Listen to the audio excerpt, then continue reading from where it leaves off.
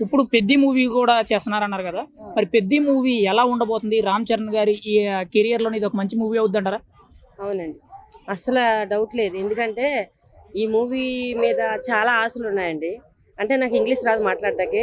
అది చాలా ఆశలున్నాయి. ఈ సినిమా వచ్చి అసలా మన రంగస్థలం మీద టాప్‌కెళ్తదని నమ్మకం అయితే ఉంది. ఎందుకంటే, రామ్ చరణ్ గారు క్రికెట్‌లో గానీ, యాక్టింగ్‌లో గానీ చాలా కష్టపడుతున్నారాయన. పెద్ది మీద నమ్మకం పెట్టుకోవచ్చు. హ్మ్. రంగస్థలం మీద పై స్థాయికే ఎళ్తది. అంటే గతంలో వచ్చిన 'గేమ్ చేంజర్' మూవీ అనేది కొంచెం ఒక రకంగా కొన్ని అనివార్య కారణాల వల్ల బాగా దారుణమైన డిజాస్టర్ అయిపోయింది. మరి 'పెద్ది'తో సమాధానం చెప్తారని చెప్పి చాలా మంది కూడా అభిమానులు చెప్తున్నారు. అవును. అందులో పని చేస్తున్నందుకు మీకెలా అనిపిస్తుంది? ఈ సినిమా ఎలా ఉండబోతుందంటారు? సినిమా అసలా 100% ఇది మనం ఇప్పుడు మనం చెప్పడం వేస్ట్ అండి.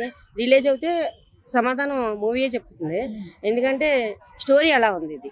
నేను బయటికి చెప్పకూడదు. స్టోరీ ఎలా ఉంది. నేను కూడా ఇప్పుడు ఆర్టిస్ట్‌గా అందులో చేస్తున్నాను. మేడం మీరు రంగస్థలంలో నోయల్ యాక్టర్ నోయల్‌కి తల్లి క్యారెక్టర్‌గా చేశారు కదా! సినిమాలో మీకు ఇంత మంచి ఆపర్చునిటీ దొరికింది. ఎలా అనిపించింది ఆ క్యారెక్టర్‌లో మీరేమైనా హైలైట్ అయ్యారా? అది జీవితంలో మర్చిపోలేమండి. అంత మంచి క్యారెక్టర్ ఇచ్చారు. మా డైరెక్టర్ సుకుమార్ గారికి పాదాలకి వందనం చేసుకోవాలి. అలాగే ఆ సినిమాలో ఆర్టిస్టులందరూ కూడా నన్ను బాగా ఆదరించారు. మంచి క్యారెక్టర్. 2 రోజులు, 3 రోజులు అని చెప్పారు. తర్వాత నేను 85 రోజులు చేశాను ఆ మూవీ. చరణ్ బాబు తోటి, ఆది గారితో, సమంత గారు, అనసూయ గారు మొత్తం టోటల్‌గా వాళ్ళందరితో కలిసి చేశాను. 85 రోజులు చేశాను ఆ మూవీ. ఇప్పుడు రంగస్థలం ఆల్రెడీ కంప్లీట్ చేసుకున్నారు కదా! 'పెద్ది' మూవీ తర్వాత ఇంకేమైనా మంచి మూవీస్ ఏమైనా ఉన్నాయండి? మీ కెరియర్‌లో?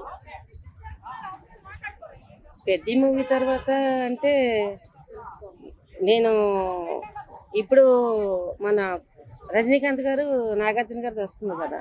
'కూలీ'. 'కూలి'. అందులో మన కింగ్ ఉన్నారు కదండీ! అసల డౌట్ లేదు. ఆమె అందులో కూడా మీకు క్యారెక్టర్ ఉందా? లేదు నేను చేయలేదు.